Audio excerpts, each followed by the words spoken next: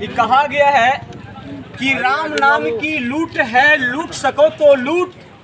राम नाम की लूट है, लूट सको तो लूट, और अब भी नहीं लूटेगा तो मौका जाएगा छूट, इसीलिए लूट। इस देश में जो आरएसएस और बीजेपी ये लूट योजना चला रही है, इसका जो ये आरएसएस और बीजेपी की सरकार है, ये सीधे तौर पर कहा जाए ये आरएसएस की सरकार गाय गोबर की सरकार है।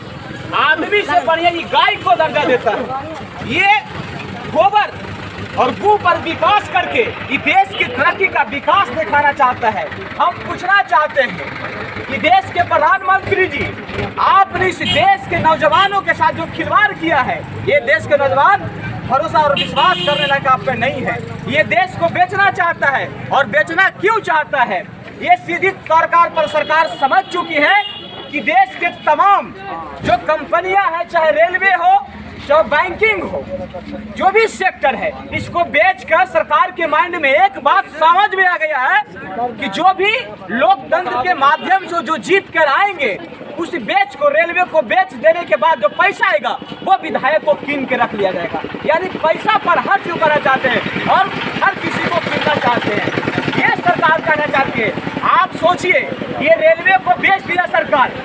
जिस प्रकार कोई गरीब व्यक्ति अपने घर के नीचे से एक जहाज को देखता है और सपना ये पालता है कि जीवन में कौन सी वो दिन आएगा, कौन सी समय आएगा कि एक दिन हम इस एरोप्लेन पर चढ़ेंगे और हम इस एरोप्लेन को देखकर हमारी जिंदगी मर जाते हैं, लेकिन चढ़ कभी नहीं पाते हैं। सरकार ने रेलवे सेक्टर को वैसा ही किया। आज रेलवे सेक्टर जो पटना स्टेशन है, उस पर जाने के लिए 3 रुपया मात्र लगता था, मात्र 3 रुपया। आज बीजेपी की सरकार में उस रेलवे स्टेशन पर अपना पांव रखेगा ना तो 50 रुपए पहले जमा करना पड़ेगा। बताइए क्या सरकार आपके साथ न्याय कर रही है? गरीब आदमी के साथ 50 रुपए कहाँ से आएगा जो रेलवे स्टेशन पर देखने जाएगा? यानी जीवन में जिस तरह से रेलवे एरोप्लेन के देखते थे, उस तरह से आपको रेल को देखिएगा, कह रहे वाह रेल चल रहा है, लेकिन उस पर कोई गरीब चढ़ नहीं रहा है। ये चाहता क्या है कि जो गरीब का बच्चा है उस रेलवे पर इस्लामपुर से फ्री में पटना जाकर पढ़ाई करता था, उसको रोका कैसे जाए, वो आगे नहीं बढ़ पाए। जो बड़का का बाल बच्चा है, जो बड़ी बिल्डिंग में बैठा है, उसको आगे करना चाहता है, और गरीब मजदूर किसान का बेटा है, उसको मजदूर बना चाहता है कि गरीब मजदूर का बेटा जूता नहीं पहने, गरीब मजदूर का बेटा अच्छा शर्ट नहीं पहने, गरीब मजदूर का बेटा बेल्ट नहीं लगाए, और उसका बेटा कुछ नहीं करता है। अमित शाह का बेटा आराम से बैठा हुआ है और क्रिकेट बोर्ड का अध्यक्ष बन गया। अमित शाह ये लगातार सरकार की जो है वो आप ऐसा सरकार कर देना चाहता है, ऐसा आपका लाठी से आप ही को पीट रहा है, लेकिन हम लोग समझ नहीं रहे कि पीट कौन रहा है। दरअसल में आज कहीं न कहीं सोचने की समस्या है।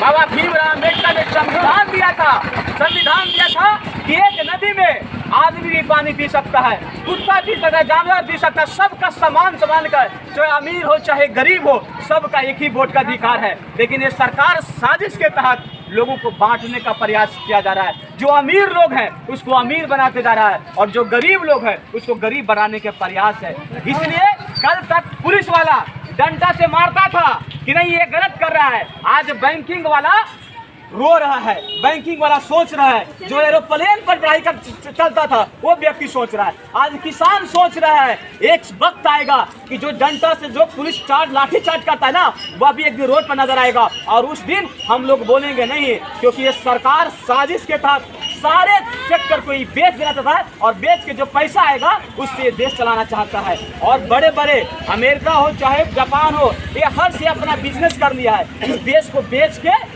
और अपना सिर्फ काम करना है, अपना सरकार चलाना है, और उसी सरकार प्रयास में है। हम लोग अगर मजदूर किसान नहीं जागे तो वो वक्त नहीं आएगा ना कि आपका बच्चा को पढ़ने के लिए सोचना पड़ेगा। किसी के पास पैसा है कि 5000 एडमिशन में रखता है पैसा, अरे 100 रुपया तो जुटता ही नहीं है पढ़ाई करने के लिए। एक दिन आदमी का आमदनी नहीं है, 100 रुपये एक दिन में 200 रुपया कैसे कमाएंगे वो सोचना पड़ता है। 50 रुपये के लिए सब्जी है, 50 रुपये के लिए हर सामान है, इतनी महंगी चीज है। फिर क्यों ये सरकार सिर्फ करना क्या चाहता है ना, बड़े बड़े जो उद्योगपति है उसको संरक्षण देना चाहता है, सिर्फ आगे बढ़ाते हैं। और वो वक्त आप नहीं लड़ पाइएगा तो आपको बच्चा को जो पढ़ने का सपना है ना, वो सपना पूरा रह जाएगा। आप लॉकडाउन हुआ, आज 10 महीना हो गया बंद होने का, वो बच्चा स्कूल का रास्ता भुला गया और उसका बेटा घर से बैठ के पढ़ रहा है। तेज कौन है? वो है ना। हम तो मजदूर हो गए।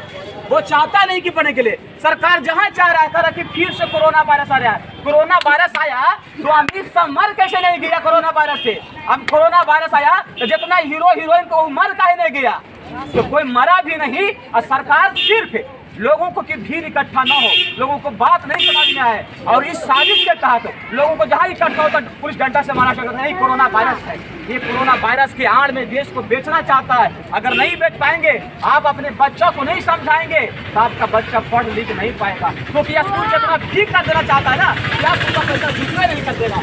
आप सोचेगा कि सिर्फ आपका भोजन पेट पालना ही आपका विकास है। इसलिए आप अपने बच्चों को बताइए कि ये निकम्मी सरकार, ये भगत सिंह का ये देश है, ये चंद्रशेखर आजाद की भूमि है, माँ भीमराव अम्बेडकर की भूमि है, ये भगत सिंह जैसे वीर की भूमि है। और ये भूमि में हम सब लोगों को एक साथ मजदूर किसानों का लड़ाई लड़ना होगा, तभी ये देश बच पाएगा। अन्यथा इस देश को बिकने से कोई रोक नहीं सकता। ये अंग्रेज की तरह, ये अंग्रेज के पैदाशी लोग हैं, अंग्रेज की वंशज है कि फिर से देश को गुलामी के जंजीर में बांधने की साजिश है। जय हिंद, जय भारत, जय हिंद।